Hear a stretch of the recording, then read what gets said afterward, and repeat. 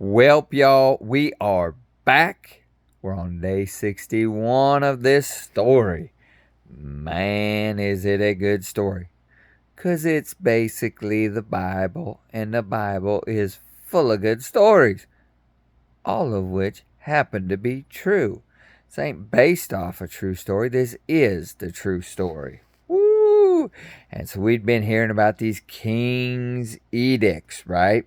So the text of the edict was to be issued as law in every province, made known to the people of every nationality, so they would be ready for that day.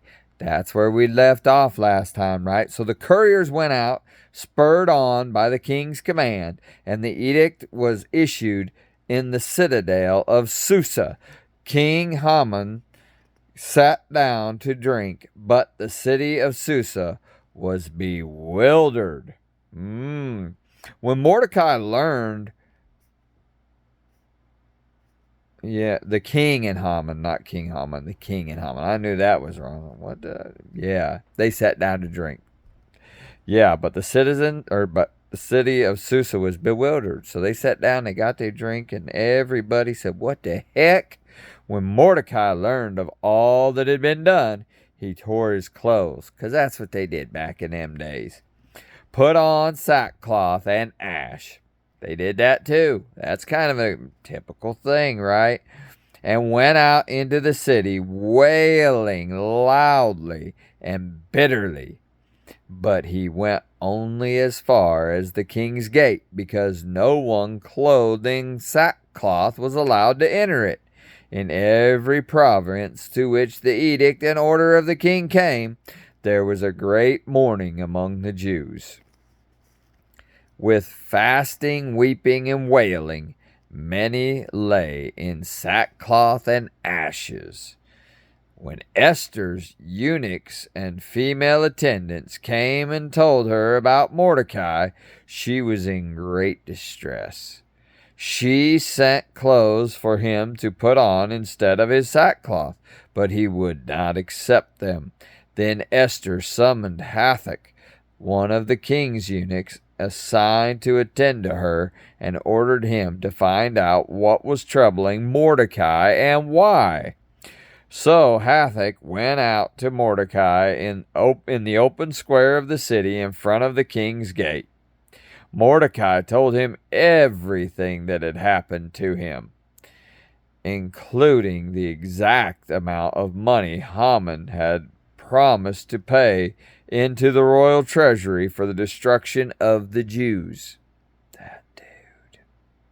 He also gave him a copy of the text of the edict for their annihilation, which had been published in Susa, to show to Esther and explain it to her.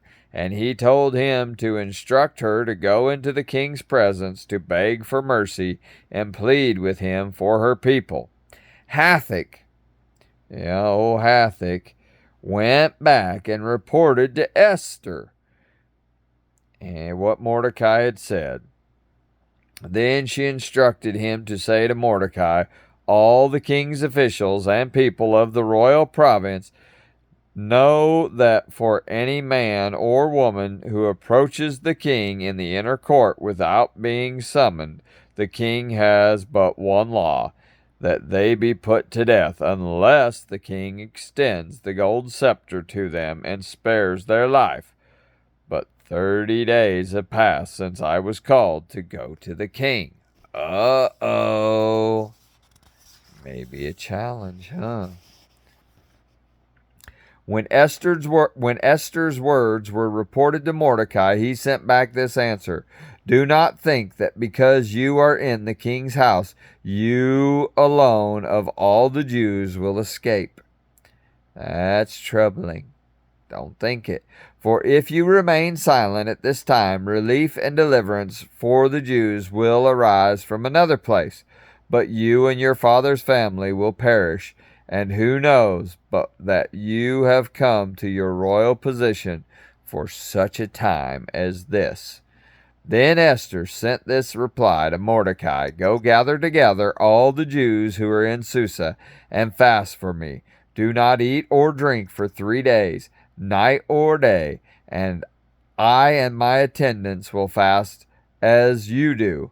When this is done, I will go to the king, even though it is against the law, and if I perish, I perish. So Mordecai went away and carried out all of Esther's instructions. Queen Vashti had earlier risked her life by refusing to appear before the king when summoned. As a result, she lost her standing as queen. Now Esther risks her life by appearing before the same king uninvited. Crazy, y'all.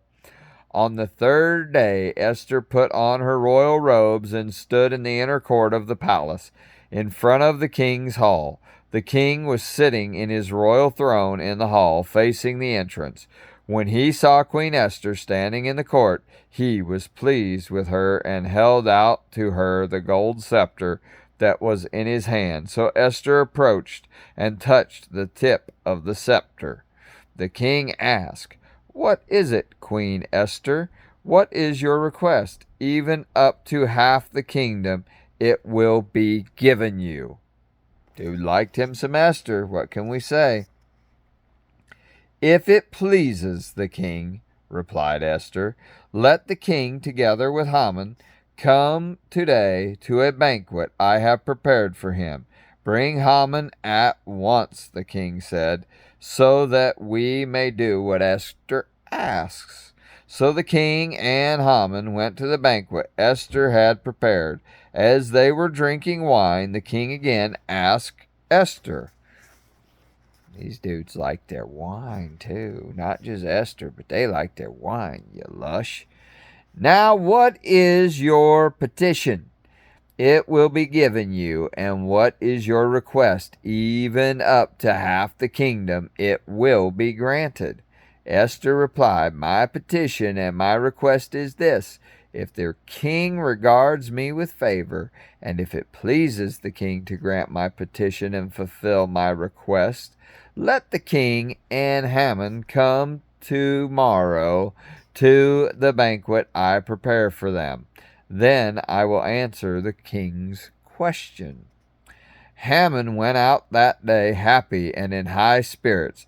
But when he saw Mordecai at the king's gate and observed that he neither rose nor showed fear in his presence, he was filled with rage against Mordecai. Nevertheless, Haman restrained himself and went home, probably for the better, calling together his friends and Zeresh, his wife. Haman boasted to them about his vast wealth, his many sons, and all the ways the king had honored him, and how he had elevated him above the other nobles and officials. He did do that. "And that's not all," Haman added. "I'm the only person Queen Esther invited to accompany the king to a banquet she gave, and she has invited me along with the king tomorrow. But all this gives me no satisfaction as long as I see that Jew Mordecai sitting at the king's gate." His wife Zeresh and all his friends said to him, "Have a pole set up, reaching to the height of 50 cubits, and ask the king in the morning to have Mordecai impaled on it. Then go with the king to the banquet and enjoy yourself."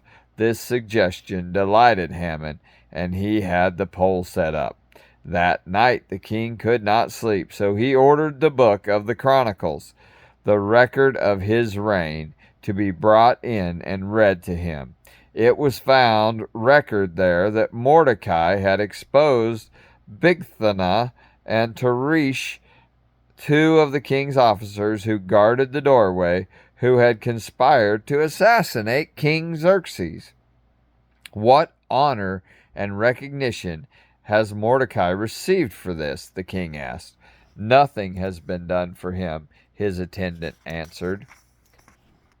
The king said, "Who is in the court?" Now Haman had just entered the outer court of the palace to speak to the king about impaling Mordecai on the pole he had set up for him. His attendant answered, Haman is standing in the court. Bring him in, the king ordered. When Haman entered, the king asked him, What should be done for the man the king delights to honor? What should be done? Now Haman thought to himself, Who is there that the king would rather honor than me? He's thinking it's him, right? So he answered the king, For the man the king delights to honor, have them bring a royal robe the king has worn, and a horse the king has ridden, one with a royal crest placed on his head. Then let the robe and the horse be entrusted to one of the king's most noble princes. Let them robe the man and the king delights to honor, and lead him on the horse through the city streets, proclaiming before him, This is what is done for the man the king delights to honor. Go at once, the king commanded Haman. Get the robe and the horse, and do just as you have suggested for Mordecai the Jew, who sits at the king's gate. Do not neglect anything you have recommended. That's going to be hard for him, ain't it? So Haman got the robe and the horse. He robed Mordecai, and he led him on horseback through the city streets, proclaiming before him, This is what is done for the man the king delights to honor. Afterwards Mordecai returned to the king's gate, but Haman rushed home, with his head covered in grief. He told Zeresh, his wife, and all his friends everything that had happened to him. His advisers and his wife Zeresh said to him, Since Mordecai, before whom your downfall has started, is of Jewish origin, you cannot stand against him. You will surely come to ruin. While they were still talking with him, the king's eunuchs arrived and hurried Haman away to the banquet Esther had prepared. So the king and Haman went to Queen Esther's banquet, and as they were drinking wine on the second day, I'm telling you, lush, dude. The king again asked Queen Esther, What is your petition? It will be given you. What is your request? Even up to half the kingdom, it will be granted. Then Queen Esther answered, If I have found favor in you, your majesty, and if it pleases you, grant me my life. This is my petition, and spare my people. This is my request. For I and my people have been sold to be destroyed, killed, and annihilated. If we had merely been sold as male and female slaves, I would have kept quiet, because no such distress would justify disturbing the king. King Xerxes asked Queen Esther, Who is he? Where is he, the man who has dared to do such a thing? Esther said, An adversary and enemy, this vile Haman. Then Haman was terrified before the king and queen, and the king got up in a rage, left his wine, and went out into the palace garden.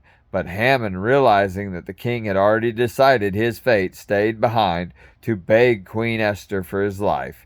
Just as the king returned from the palace garden to the banquet hall, Haman was falling on the couch where Esther was reclining. The king exclaimed, Will he even molest the queen while she is with me in the house? As soon as the words left the king's mouth, they covered Haman's face. Then Harbona, one of the eunuchs attending to the king, said, A pole reaching to a height of 50 cubits stands by Haman's house. He had it set up for Mordecai, who spoke up to help the king. The king said, Impale him on it. So they impaled Haman on the pole he had set up for Mordecai. Then the king's fury subsided. That same day, King Xerxes gave Queen Esther the estate of Haman, and the enemy of the Jews, or the enemy of the Jews. And Mordecai came into the presence of the king, for Esther had told how he was related to her. The king took off his signet ring, which he had reclaimed from Haman, and presented it to Mordecai, and Esther appointed him over Haman's estate. Esther and Mordecai are secure, but the irrevocable decree is still a threat to the rest of the Jews. Haman's overthrow and Mordecai's elevation could not give Esther comfort so long as Haman's decree against the Jews remained in force. Y'all, we're going to stop right there.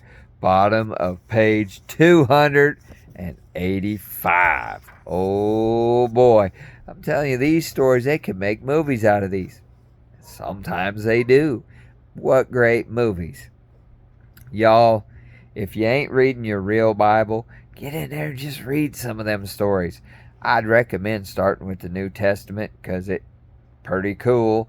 But the Old Testament, man, does it have some stuff. And it all points to us a time when we're going to have a Savior come.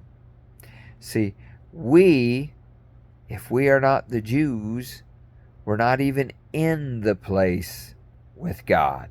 We were out of the place. But our Savior was still coming to graft us in. Yeah, how about that? So some of them stories are just great, and you watch what God was willing to do for his people throughout everything. And then you think in your life, I turned from him maybe once or twice. You think he still loves me? Did he still love the Jews? As soon as they turn back to him, what's he do? Come on. So think about that. Turn to God right now. Don't wait. This ain't a do it tomorrow thing. This is a do it now. Hey, I hope y'all are enjoying this story. And I love y'all. Have a blessed day, and bye.